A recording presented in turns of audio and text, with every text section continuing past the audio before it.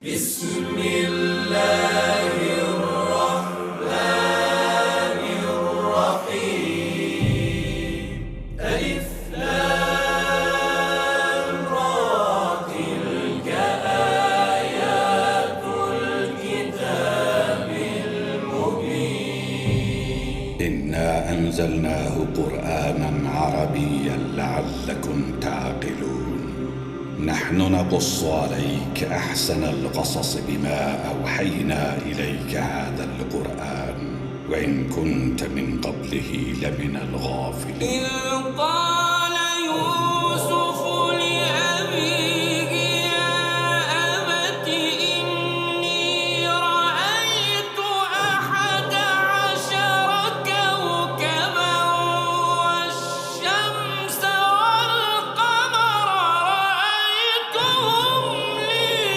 ساجدين আলিফ লাম র এগুলো হচ্ছে একটি সুস্পষ্ট গ্রন্থের আয়াত। নিঃসন্দেহে আমি একে আরবি কোরআন হিসেবে নাজিল করেছি যেন তোমরা তা অনুধাবন করতে পারো। হে নবী, আমি তোমাকে এ কোরআনের মাধ্যমে একটি সুন্দর কাহিনী শোনাতে যাচ্ছি যা আমি তোমার কাছে ওহী হিসেবে পাঠিয়েছি, অথচ তার আগ পর্যন্ত তুমি এ কাহিনী সম্পর্কে ছিলে সম্পূর্ণ বেখবর লোকদেরই একজন। এটা হচ্ছে সে সময়ের কথা যখন ইউসুফ তার পিতাকে বলল, হে আমার পিতা, আমি স্বপ্নে দেখেছি 11টা তারা, চাঁদ ও সূরজকে আমি এদের আমার প্রতি সাজদাবনত অবস্থায় দেখেছি। একথা শুনে তার পিতা বলল, হে আমার স্নেহের পুত্র, তুমি তোমার এই স্বপ্নের কথা কিন্তু তোমার ভাইদের কাছে বলে দিও না, তারা তোমার বিরুদ্ধে ষড়যন্ত্র আঁটতে শুরু করবে, কেননা শয়তান মানুষের খোলাখুলি দুশমন।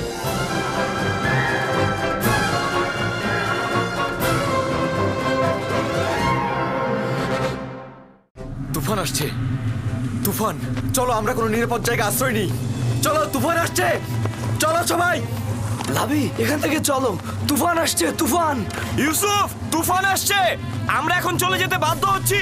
চিন্তা করো না, আমরা আবারও আসবো। ওই কূপের পানি লবণাক্ত। আপনি নিশ্চিত ওই কূপের পানি লবণাক্ত? হ্যাঁ, বেশ কয়েকবার আমি পথ অতিক্রম করেছি। এই কূপের পানি জীবজন্তুর জন্য উপযুক্ত নয়। কিন্তু পানি না পেলে কাফেলার সবাই মারা পড়বে। কিছু একটা করুন। আমরা এখান থেকে কিছু পানি উত্তোলন করি, আর কেউ না হোক প্রাণীগুলো তো খেতে পারবে। শুধু শুধু নিজেকে কষ্ট দিও না, বললাম তো এটা লবণাক্ত।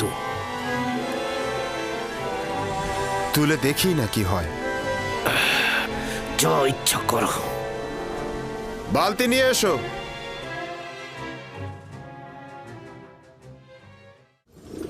খোদা তাআলার এটাই ইচ্ছা, তুমি হবে বান্দাদের নাজাতের প্রতিনিধি। এই কাফেলার সঙ্গে দূরের কোনো দেশে চলে যাবে। তাহলে আমার আব্বাজানের কি হবে? আমি তো তাকে ভালোবাসি। তিনি অবশ্যই তোমার বিচ্ছেদে ধৈর্য ধারণ করবে, এটাই পরবর্তীকারের ইচ্ছা। আর কাফেলাদের কাছে তোমার ঠিকানা গোপন রাখবে। পারতপক্ষে তাদের প্রশ্নের খুব কম উত্তর দেবে। কিন্তু আমার পিতা তো আমার বিচ্ছেদ সহ্য করতে পারবে না। বিচ্ছেদের শোক তো মৃত্যুর শোকের চাইতেও উত্তম। যদি পিতার কাছে ফিরে যাও, তোমার ভাইরা তোমাকে হত্যা করবে। সুতরাং নীরব থাকো, পরওয়ারদিগারের ইচ্ছার মূল্যায়ন করো।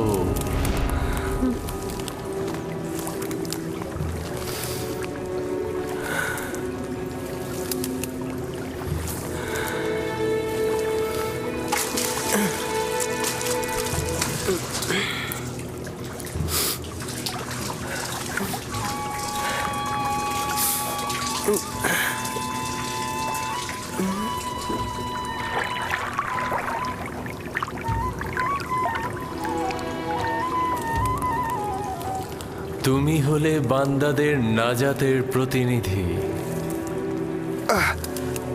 এই আমাকে একটু সাহায্য করো। এটা তো ভারী হলো কি করে?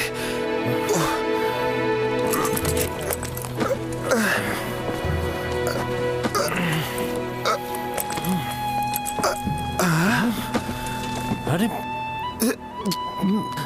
আরে, এই বালতির মধ্যে এটা ব্যাপারটা কি?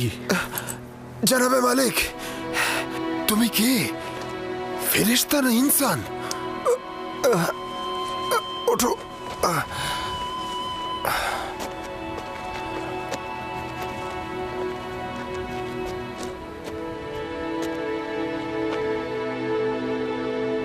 তুমি এখানে কি করছো পুত্র আমার? হে খোদা, এত সুদর্শন বাচ্চা আমি এর আগে কখনো দেখিনি। তুমি কূপের মধ্যে কি করছিলে? কারো জন্য অপেক্ষা করছিলে?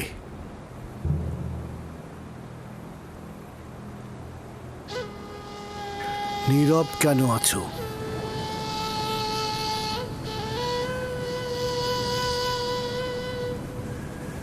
আমার ভাষা বুঝতে পারছো না নাকি ভয় পেয়েছো?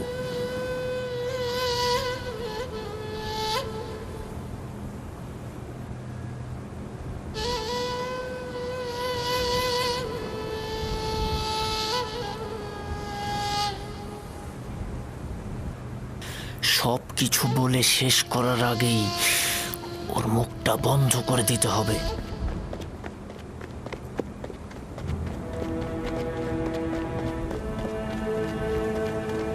শোনো, আমিও এই প্রাণী বংশের সন্তান। তুমি আমাদের দেখে ভয় পেও না বালক। ভয় পেও না পুত্র আমার। এখানে কেউ তোমাকে আঘাত করবে না। কথা বলো, তোমার নাম কি? ইউসুফ। কি আশ্চর্য, তাহলে তো তুমি কথাও বলতে পারো। হ্যাঁ, বলো তো দেখি, কোন শহরের অধিবাসী তুমি? কোন গোত্রের? কার সন্তান? আমি বলবো না। আমি চাই না তাদের কাছে ফিরে যেতে। তারা আমাকে পেলে হত্যা করবে। তার মানে তোমার আত্মীয়গণ তোমাকে হত্যা করতে চেয়েছিল? ওরাই আমাকে এই কূপে ফেলে দিয়েছিল। কিন্তু কি করা যাবে, তোমাকে তো ফিরতেই হবে। আমাকে তোমাদের সঙ্গে নিয়ে যাও। আমি বাড়িতে ফিরতে চাই না। তোমার পিতামাতার তাহলে কি হবে? না, আমি পারবো না তোমাকে নিয়ে যেতে। তাহলে আমাকে অনুমতি দাও, আমি এমন জায়গায় চলে যাই যেখানে আমাকে কেউ খুঁজে না পায়।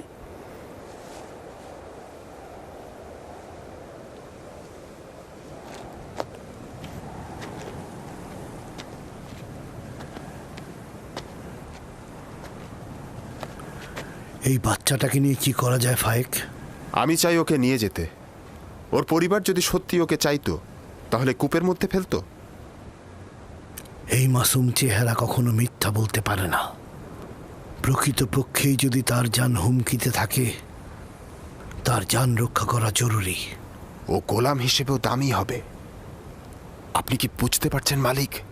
ওকে বিক্রি করলে কি পরিমাণ টাকা পাওয়া যাবে? আমাকে বিক্রি করে ফেলো।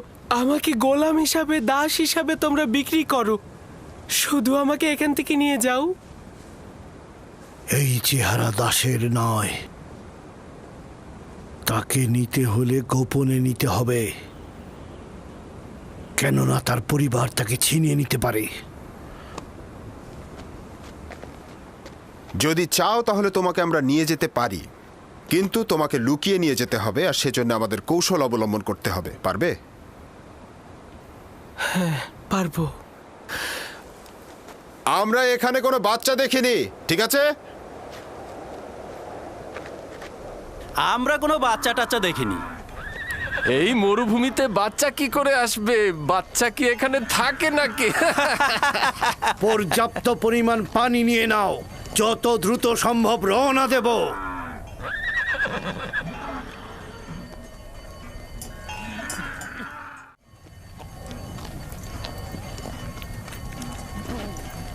এরা কারা? এরা দস্যু নয় তো? সবাই অস্ত্র নিয়ে প্রস্তুত হও।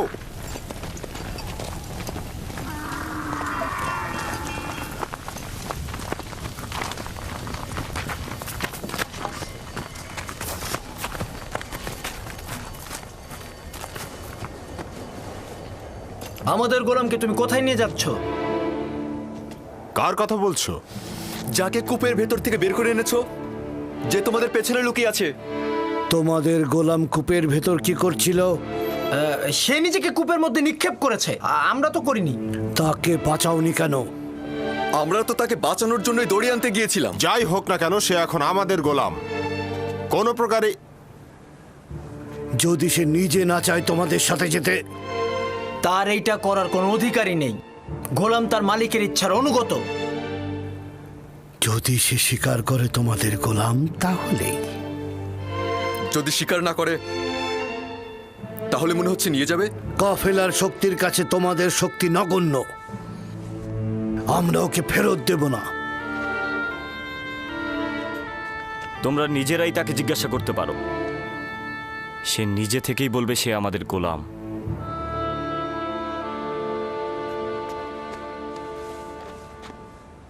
তুমি এদের ভয় পেও না, তোমার কোনো ক্ষতি করতে পারবে না এরা। শুধু বলো, তুমি কি এদের গোলাম? আমাকে মিথ্যা বলার শিক্ষা দেওয়া হয়নি।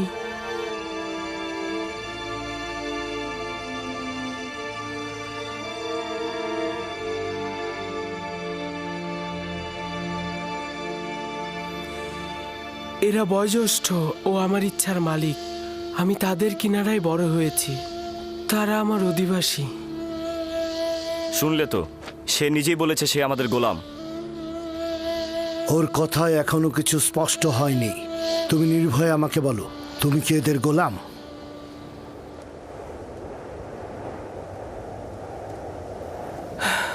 এরা বয়োজ্যেষ্ঠ ও আমার ইচ্ছার মালিক। আমি সুস্পষ্ট উত্তর এখনো পাইনি। আমি তোমাদের ইউসুফকে ফেরত নাও দিতে পারি। শক্তির প্রয়োজন হলেও তাকে নিয়ে যাব। ভুলেও এ কাজ করো না, শুধু শুধু প্রাণটা যাবে। তোমাদের কতলের সংখ্যা আমাদের থেকে কম হবে না। সত্যি করে বলো তো, এই পালিয়ে আসা গোলামের জন্য তোমরা কতটা কতল হবে আর কতটা কতল করবে? থামো সামুন। যদি হাত দ্বারাই গিট খোলা যায় তবে দাঁত কেন?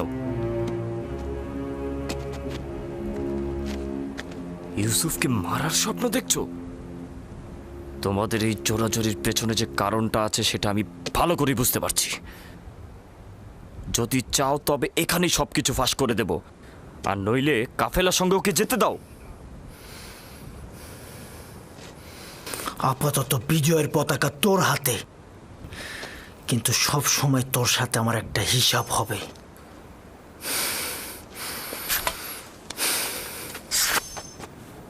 এই গোলামের মালিকানা পাওয়ার জন্যে আমার মনে হয় না কোনো রক্তপাতের দরকার আছে। ইউসুফের মালিক হব কি হব না সেটা পরের ব্যাপার। আপাতত এটা বাদ দিচ্ছি। তুমি কি তোমার মালিকদের সঙ্গে যেতে চাও?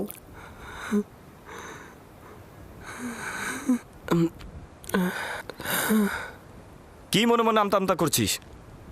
যদি রাজি না থাকিস তবে সরাসরি বলে দে। আমরাও পালিয়ে আসা গোলামের জন্য এত আগ্রহী নই।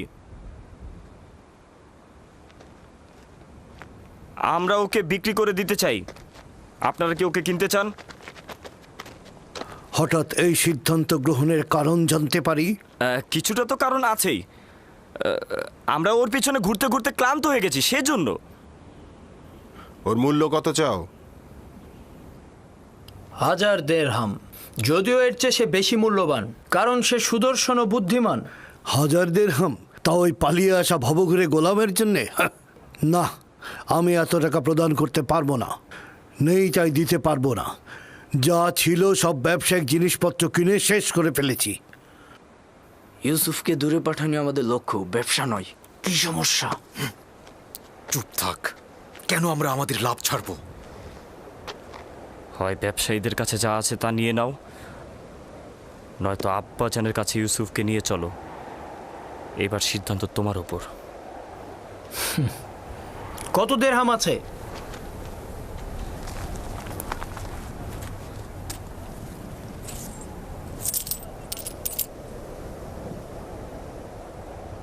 সব মিলিয়ে 18 দিরহাম। জানি ইউসুফের জন্য এটা পর্যাপ্ত নয়। আমাদের এত ইউসুফকে বেশি দামে বিক্রি করার লোভ নেই। হ্যাঁ, ও তো অনেক সস্তা। দুনিয়াতে ওর কোনো মূল্যই নেই। এমনকি আমাদের ভেড়াগুলোর যে মূল্য আছে সেটা ওর নেই। দেখতেই তো পাচ্ছেন কি করে ব্যবসায়িক উদ্দেশ্য গোপন করে ওকে আমরা স্বল্প মূল্যে বিক্রি করে দিচ্ছি। নিশ্চিত থাকো, এই উপহাসের জবাব তুমি নিশ্চয়ই পাবে। কি হলো, তোমাদের গোলামকে কি তোমরা বিক্রি করবে না? করব, বিক্রি করব, তবে আমাদের কিছু শর্ত আছে। কি শর্ত? প্রথমত, ওকে তোমরা বেঁধে নিয়ে যাবে যাতে পালাতে না পারে, আর দ্বিতীয়ত, ওকে দূরের কোনো দেশে নিয়ে যাবে যাতে সে কোনোদিন আর ফেরত আসতে না পারে।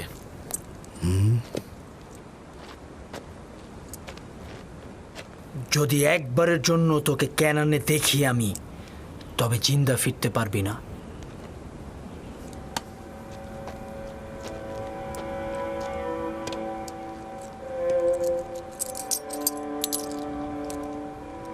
আমি যে কিনলাম তার সনদ লাগবে, নইলে এই গোলামকে আমি কোথাও বেচতে পারবো না। আচ্ছা, ঠিক আছে। ফালেক, চামড়া ও জওহার নিয়ে এসো।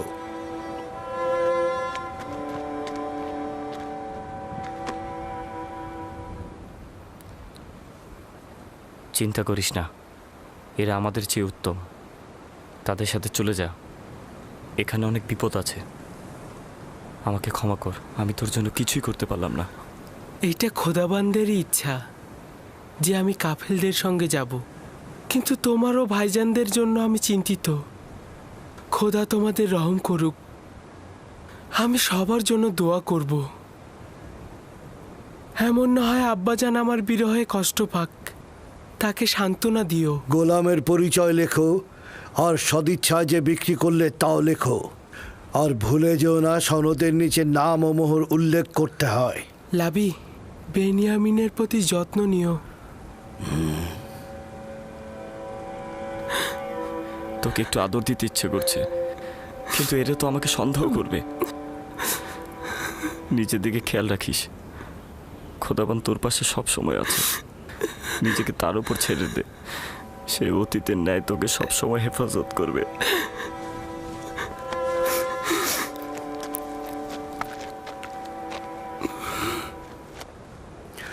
গোলামের হাত বেঁধে ফেলো, যদি পালিয়ে যায় তো তুমি দায়ী থাকবে। সনদটি সিন্দুকের মধ্যে রাখো, আমরা এখনই রওনা হব।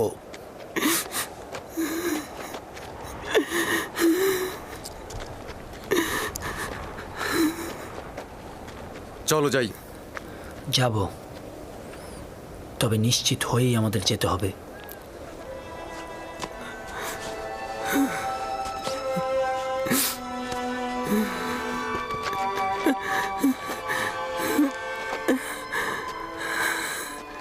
রওনা করো, চলো যাই।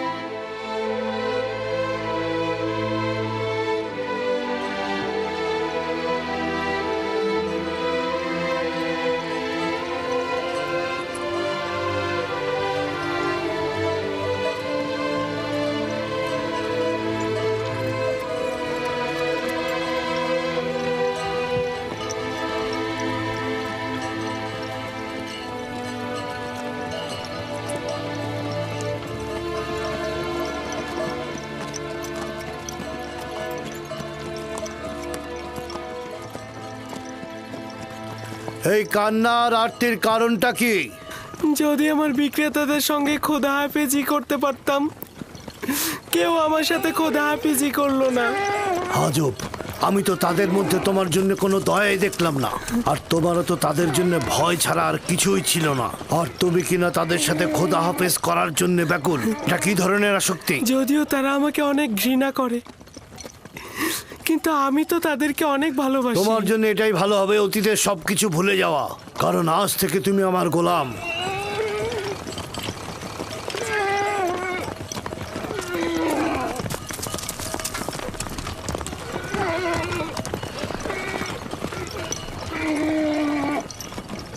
গোলামের বিক্রেতারা আমাদের অনুসরণ করছে না তো?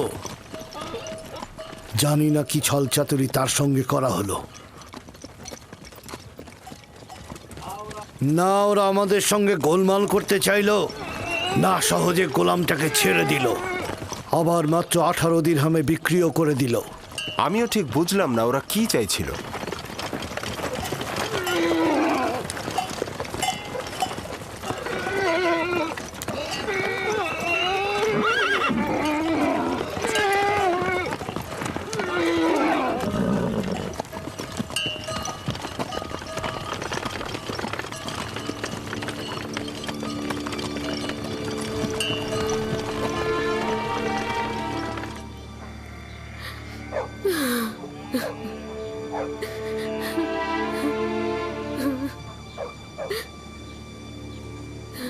অনুভব করছি ইউসুফের অবস্থা ভালো নয়। বুকের মধ্যে খুবই কষ্ট হচ্ছে আমার।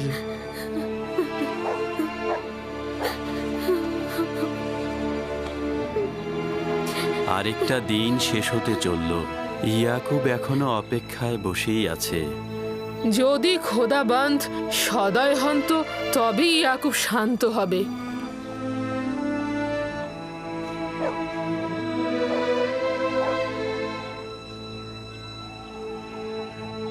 আমার মনে হচ্ছে এই ঘটনার জন্য আমিই দায়ী।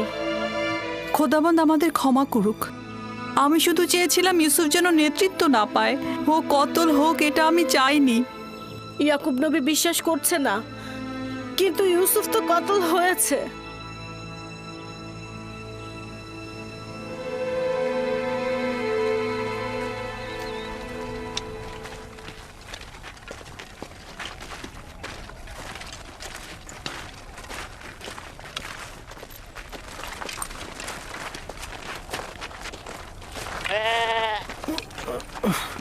কি হলো?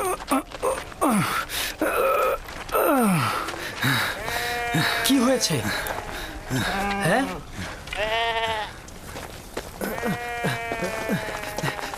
নেকড়ে হামলা করে অনেকগুলো ভেড়া মেরে ফেলেছে। তাহলে তুই এখানে কি করছিলি? মরে গিয়েছিলি।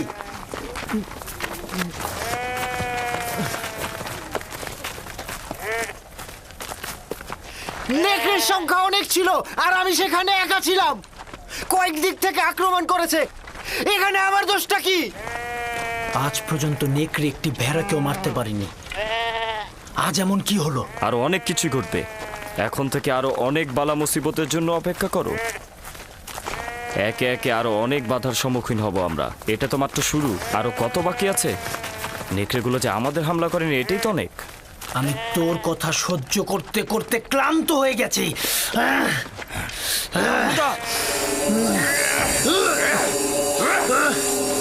অনেক সহ্য করেছিল আমি। ওকে মার।